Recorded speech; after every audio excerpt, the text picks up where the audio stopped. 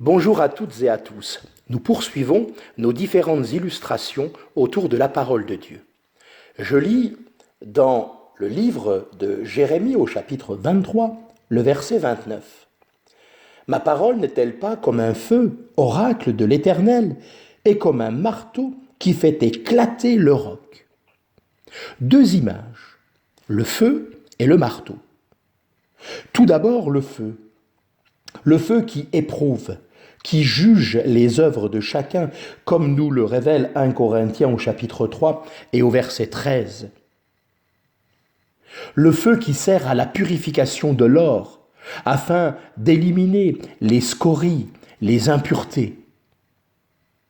La parole de vérité, ointe de l'onction du Saint-Esprit, qui met en nous un feu qui atteste et manifeste la vie de Dieu en nous.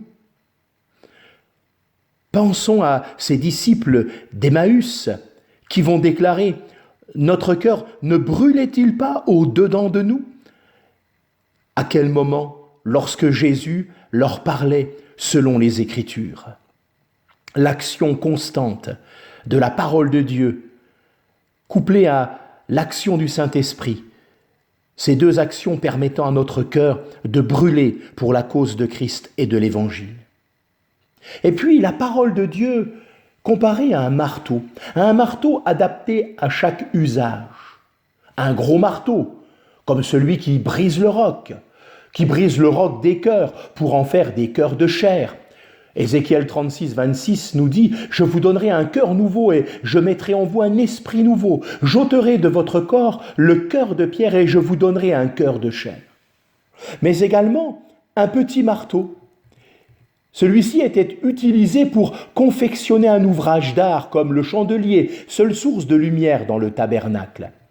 Dans le livre des Nombres, au chapitre 8, au verset 4, il est dit « Le chandelier était d'or battu, jusqu'à son pied, jusqu'à ses fleurs, il était d'or battu. Moïse avait fait le chandelier d'après le modèle que l'Éternel lui avait montré. » La parole nous façonne de même pour que nous soyons la lumière dans le monde. Nous sommes devenus le temple du Saint-Esprit. Maintenant, c'est chacun d'entre nous qui avons accepté Jésus comme sauveur de notre vie, qui devons refléter sa lumière dans le monde.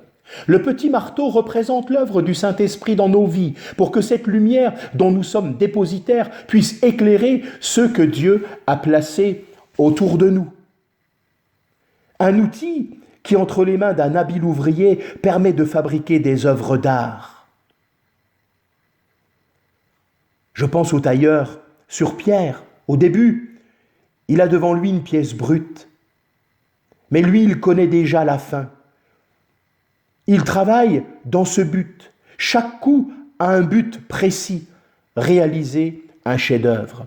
Que le Seigneur nous accorde qu'à travers l'action de sa parole et de son esprit, nous devenions entre ses mains son chef-d'œuvre pour l'unique gloire de son nom.